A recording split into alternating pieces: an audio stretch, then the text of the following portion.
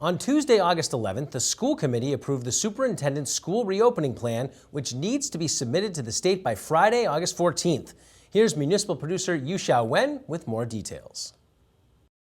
After months of discussion and planning, the district decided to pursue the hybrid model in the fall, where students will be grouped into two cohorts. Each week, one cohort will attend school in person and the other will participate remotely. Then the cohorts will switch the following week. However, each Wednesday will be a remote day for all students, when synchronous lessons will be offered in the morning. And in the afternoon, teachers can do training and meetings. Schools will also be deep cleaned on that day. At its meeting on Tuesday, August 11th, the school committee listened to a few thoughts and concerns from parents and teachers before they voted on the reopening plan. Many questions were around whether schools should instead begin with remote learning and phase into a hybrid model as the situation progresses.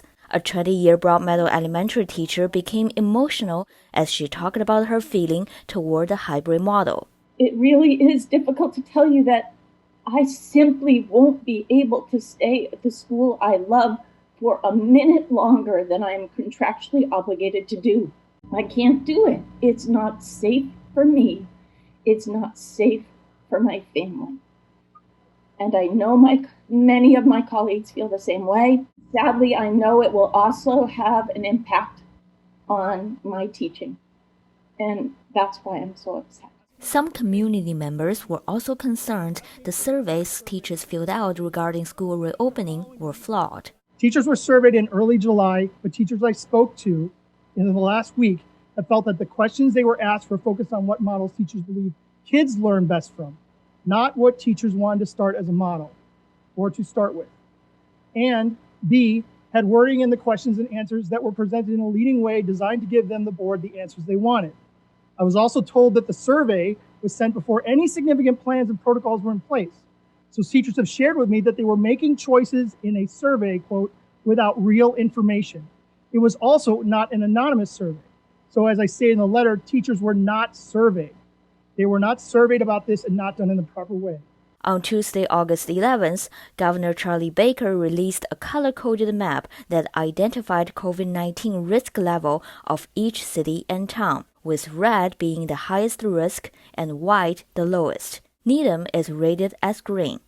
Under the Massachusetts Department of Elementary and Secondary Education guidance, green means that schools can open full-time in person or hybrid. One of the conversations we will have with our teachers and public health folks and staff is using this metric and other important metrics so that we can make a decision to open schools safely this fall. And we're committed to making that happen and also using this metric to determine if a change for a plan might be necessary. Superintendent Dan Gutekunst said that after speaking with public health officials and surveying educators, staff, and families, he believes the hybrid model with health and safety measures implemented would best meet students' educational needs. All students, preschool through grade 12, benefit from the interactions, socialization, hands-on learning, communication, and personal relationships that are nurtured and supported by in-person teaching and learning. Nothing else can replace that. It's also my belief that we can group students into smaller cohorts, the blue and gold, if you will, meaning that to provide for some social distancing up to 6 feet, we can split classes in half. And I also understand that there are concerns and trade-offs on teaching and learning with a hybrid model.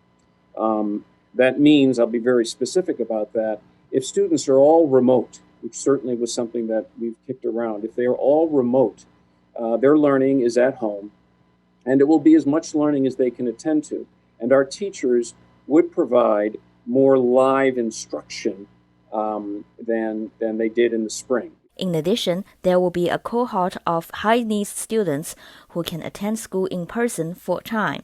Those students include preschool students, students with disabilities, and English learners. Families can also choose to participate in a fully remote learning model. Survey feedback shows that about 13% of families preferred remote learning only. However, after hearing the superintendent's presentation at the August 6th school committee meeting, many parents expressed frustration that if their children chose the fully remote learning model, they might be put on a state-sponsored online program and be left out of the school community. Dr. Gudekanst further explained this matter on Tuesday. The remote model can't be everything families want. They can't just tune in to a classroom in the third grade at Newman and be part of it. We're not considering it that way. The teachers will be focused on their students in the hybrid model. However, what we are doing right now, we are matching up those teachers, those Needham teachers who have either asked to teach remotely or who have a health concern and cannot come into the school right now. We are matching up those teachers with those students. That work is happening. It's happening today. It's happening tomorrow. It will be happening Friday. And we believe at this point that we will be able to successfully match up students with Needham teachers to provide a really wonderful full-time remote learning experience. This may require, for example, a small group of students in one school at a particular grade to join a small group of students in another school in that same grade to create a full class of students. They would be Needham teachers, and they would be taught the Needham curriculum. The high school, I'll just say this finally, it's a little bit more difficult to figure out because of the different course-taking patterns at the high school. We believe we'll be able to meet the needs of our high school students with high school teachers. However, it is also quite possible that some Needham High School students we may need to provide seats in one of the virtual opportunities that is offered through our collaborative, for example, or that is offered by the state. Right now, the high school principal, counselors are working on what that might look like, and we are going to let families know so they have an opportunity to decide if that's right for them.